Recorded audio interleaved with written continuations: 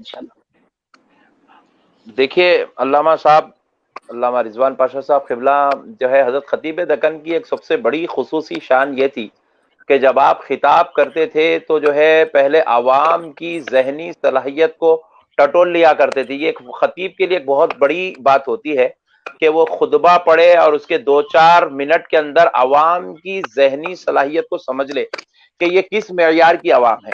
کیونکہ علامہ خطیب دکن کا خطاب ہم نے علماء کے درمیان میں بھی دیکھا ہے تو اس خطاب کی شان الگ تھی، اس خطاب کا معیار الگ تھا، اس خطاب کا انداز الگ تھا۔ لیکن جب عوامی سطح پر جب آپ لوگوں کے درمیان میں بیٹھتے تھے تو عوام کو 2-4 اپنے جو ہے وہ جملے ہوتے ہیں، ان جملوں کے ذریعے سے وہ ٹٹول لیا کرتے تھے یہ کتنا معیار ہے ان کا، کیا سمجھ سکتے ہیں اور ان کو کون سے لیول کی بات ان تک پہنچانی ہے۔ تو پھر وہ جو بات ان کے لیول کی جب پہنچتی تھی تو پھر الحمدللہ ہر درجے کی عوام اس بات کو جو ہے مکمل طور پہ سمجھتی تھی۔ اور خطیب دکن کو لوگ جو بے پناہ محبت کرتے، جن کے جلوس جنازے میں بھی دیکھنے کا موقع ملا کہ لوگ جو ہے اس وقت بھی جو دیوانہ وار شہزادے غوث اعظم خطیب دکن کے نعرے لگا رہے تھے، یعنی کہ ان کی جو دیوانگی کی جو حدیں تھی، جو عوام جلوس جنازہ میں جو محبت کا جو تڑپ کا اظہار کر رہی تھی، وہ دیکھنے کے بعد سمجھ میں آیا کہ خطیب دکن جو ہے نہ صرف اپنی خطابت کے ذریعے سے لوگوں کے دلوں پر حکومت کر رہے تھے، بلکہ انشاءاللہ آئندہ بھی یہ حکومت کا سلسلہ دلوں پر جاری رہے گا۔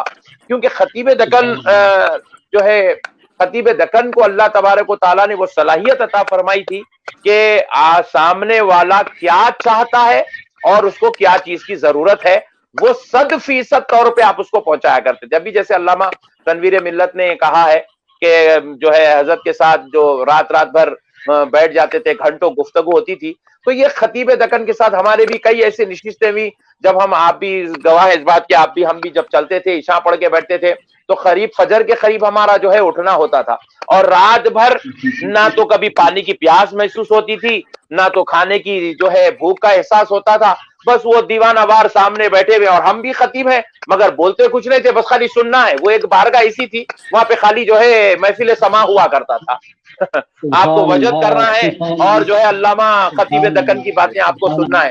وہ دیوان خانہ، وہ آپ کا انداز، وہ بیٹھنے کا، پھر وہ شاہی اسٹائل آپ کا، اور گفتگو کے جو انداز تھا، جو الفاظ تھے، اور اللہ تعالیٰ نے ایسی ذہنی صلاحیت ان کو عطا فرمائی تھی، ایک بات پہ دوسری بات، دوسری پہ تیسری، ایسی ہزاروں باتیں وہ کہہ دیتے تھے۔ اور اس کے بعد میں دیکھا بڑے بڑے علماء اکرام بھی ہوتے، اور بے باکی کی یہ حالت تھی، جرأت مندی کی تو یہ عالم تھا کہ جب وہ بولنے بیٹھ جاتے تھے تو پھر جو ہے سارے لوگ جو ہے خاموشی اختیار کر لیتے تھے، اور کس سے کیسی بات کرنی ہے، کس کو کیا انداز میں گفتگو کرنا ہے، کس کو کہاں رکھنا ہے، کس کو کہاں بٹھانا ہے، کس کو کہاں لے جانا ہے، اللہ نے ان کو وہ بے پناہ صلاحیتوں کا مالک بنایا تھا۔ خطیب ہونا، عالم ہونا، دولت مند ہونا ایک الگ بات ہے، لیکن سامنے والے کو جو ہے اس کے مرتبے کے حساب سے، معیار کے حساب سے اس کو عزت دینا ایک الگ بات ہے۔ اور جب میں تو آپ یقین مانیے مجھے ایسے محسوس ہوا کہ ایک معنوں میں ہمارے روحانی باپ کا انتقال ہو گیا، کیونکہ خطیب دکن رحمت اللہ علیہ جو ہے اتنی بے پناہ مجھ سے محبت کرتے تھے اور بے پناہ چاہتے تھے۔ میں اتنے ہزاروں خطابات علماء کے درمیان میں کیا، لیکن جو اپریشیٹ، جو میرے اندر ہمت کا جوالا مکھی جس کو کہتے ہیں ہمت کی، جو خطیب دکن کے 2 جملوں نے، خطیب دکن کی ایک جو ہے صحبت نے میرے اندر جو پیدا کیا ہے، میں پھر وہ دوسرے علماء سے وہ چیزیں سننے کے لیے تڑپ رہا ہوں، لیکن مجھے پھر کہیں سننے کا موقع نہیں ملا۔ بیانات کے درمیان میں بھی مجھے اچھی طرح یاد ہے، آپ بھی اس بیان میں تھے، آپ کا بھی بیان تھا، میرا تھا اور خطیب دکن کا تھا۔ آنند باغ کا بیان ہے سکندرآباد کا، جب میں بیان کر رہا تھا خطیب دکن کی آمد ہوئی تھی، تو اس کے بعد خطیب دکن کا ایک جملہ آپ یقین مانیے مجھے بے انتہا ہمت دے دیا۔ خطیب دکن نے کہا تھا کہ بھائی میں اب تک آپریشن کرتا تھا، انہوں تو پورے ٹکڑے کر کے ڈال دے رہے ہیں، بول کے ایسا جو وہابیت کے تعلق سے خطاب ہوتا تھا، تو وہ جو ہمت دیا۔ اور اس کے بعد پھر یہاں ہاکی گراؤنڈ پہ ہمارا بیان ہوا تھا، وہ خطیب دکن بیٹھے ہوئے تھے اور انہوں نے تقریباً گھنٹہ 1.5 گھنٹہ، حالانکہ وہ کسی کے خطاب کو بھی اتنی دیر برداشت نہیں کرتے، لیکن جب وہ بیان سننے کے بعد جو ہے خطیب دکن نے فرمایا تھا، ایسا محسوس ہو رہا تھا ایک زوردار طوفان چل رہا ہے اور پھر وہ طوفان تھم گیا ہے، میں پھر سے اس طوفان کو آگے بڑھانے کی کوشش کرتا ہوں۔ تو یہ جو ان کا ہمت افزائی جو تھی، یہ جو انہوں نے اپریشیٹ کیا تھا بھری عوام کے سامنے سچے جو ہے محبت کے ساتھ، بچوں کو جو انہوں نے جو شفقت عطا فرمائی تھی، جیسے اپنے بچوں سے محبت کرتے ہیں ویسے وہ ہم رضوان پاشا سے بھی محبت کرتے ہوئے ہم نے ان کو دیکھا ہے، ہم سے بھی محبت کرتے دیکھا ہے۔ یہ جو ان کا اپریشیٹ کرنے کا جو مزاج تھا، سامنے والے کو یہاں پر ہمت، جی ایک جملہ میں ضرور عرض کروں گا اس موقع پر، کیونکہ حضرت جی تنویر ملت مدث اللہ العلی بھی بہت قریب رہے ہیں، آپ بھی بہت قریب رہے ہیں۔ آپ بار بار کبھی کبھی تو یوں بھی ارشاد فرما دیتے ہیں کہ پاشا آپ اس قدر زبردست تقریر کر رہے ہیں کہ اس کے بعد تو میرے لیے جمنا مشکل ہو جائے گا۔ یہ وہ ہر مجمع میں جمنے والے تھے، ہر مجمع ان کا تھا، جس میدان میں وہ تشریف لے جاتے وہ ان کا ہوتا تھا۔ یہ اپریسیشن تھا جو نوجوانوں کے لیے، وہ جملے بڑی طاقت دینے والے تھے۔ اور میں جب تقریر بے شک چھوٹی کر دیتا یا اپنی تقریر روک دیتا، حضرت ارشاد فرماتے آپ تقریر نہیں روکیں گے، آپ کو تقریر کرنی ہے اور میری موجودگی میں کرنی ہے۔ اور ارشاد فرماتے مقرر کا کمال یہ ہے کہ وہ اسٹیج پر کبھی خوف نہیں کھائے، جو مقرر ڈر جاتا ہے پھر وہ فیل ہو جاتا ہے۔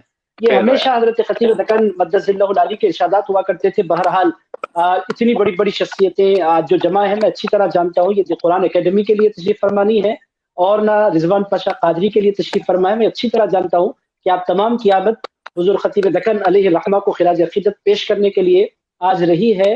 آج کی اس محفل میں بہت سے لوگ حضرت خطیب زمن سید شال مصطفیٰ قادری الموسوی الجیلانی مدث اللہ العلی کو کی کمی محسوس کر رہے ہیں، اور اسی طرح حضرت سیف دکن علامہ سید ممشاد پاشا قادری مدث اللہ العلی کی کمی محسوس کر رہے ہیں۔ ان دونوں حضرات سے میں نے بات کی ہے، مگر دونوں کی قلبی کیفیت کا حال اس وقت یہ ہے کہ وہ حضرت شہزاد غوث اعظم کا نام بھی لو تو ان کی آنکھیں بھیگ رہی ہیں اور پھر ان پر رقت کی کیفیت طاری ہو رہی ہے۔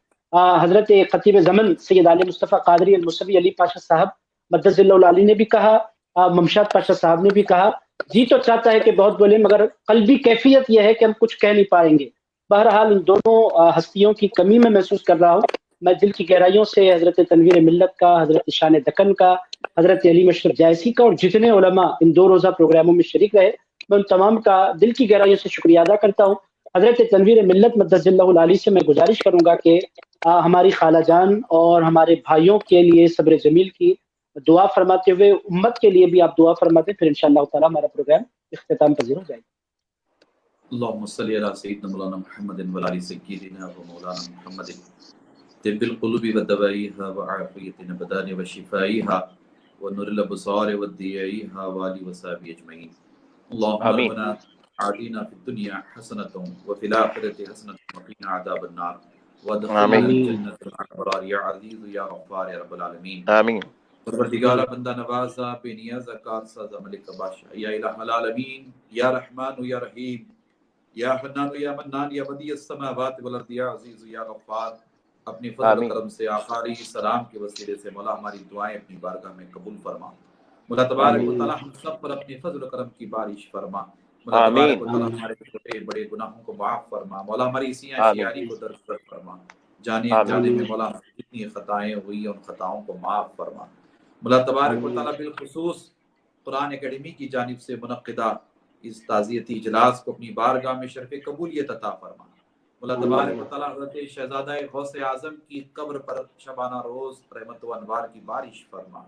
مولا تبارک و تعالی حضرت شہزادہ غوث اعظم کو کروٹ کروٹ اپنی رحمتوں سے مالا مال فرما۔ مولا تبارک و تعالی آپ کی قبر انور کو بقعہ نور بنا۔ مولا تبارک و تعالی آپ کو جنت النعیم میں اعلیٰ جگہ عطا فرما۔ مولا تبارک و تعالی آپ کے خانوادے کو بالخصوص آپ کی اہلیہ محترمہ، آپ کے صاحبزادگان، آپ کی صاحبزادیاں، آپ کے سارے مریدین، بلکہ عالم اہل سنت میں جتنے آپ سے وابستہ رہے، مولا تبارک و تعالی سب کو صبر جمیل عطا فرما۔ سب پر مولا آمین ثم آمین ثم آمین ثم مولا آمین۔ تبارک و تعالی ہماری دعائیں ان کے حق میں قبول فرما۔ ان کے فیوز و پیغام سے مولا ہم سب کو سرفراز فرما۔ مولا تبارک و تعالی حضرت خطیب دکن کے مشن کو آگے بڑھانے کی ہم سب کو توفیق عطا فرما۔ مولا تبارک و تعالی ان کی خدمات کو اپنی بارگاہ میں شرف قبولیت عطا فرما۔ مولا تبارک و تعالی ہم سب کی مدد و نصرت فرما۔ مولا ہماری دستگیری فرما۔ بالخصوص مولا تبارک و تعالی آپ کی اہلیہ محترمہ کو صبر ہمت عطا فرما۔ آپ کے صاحبزادگان کو صبر اور ہمت عطا فرما۔ مولا تبارک و تعالی ہم سب کی مدد و نصرت فرما، ہم سب کی دستگیری فرما۔ آمین۔ اللہم ربنا تقبل دعانا ببرکت اللہ وملائکتہ یصلون علی النبی یا ایھا الذین آمنوا صلوا علیہ وسلموا تسلیما۔ اللہم صل علی سیدنا محمد وعلی آلہ وصحبہ افضل صلواتک وعدد معلوماتک وبارک وسلم۔ نعم الوکیل نعم المولا و نعم النصیر الا ان اولیاء اللہ لا خوف علیہم ولا هم يحزنون الذين آمنوا وكانوا يتقون سبحان ربک رب العزة عما یصفون وسلام علی المرسلین والحمد للہ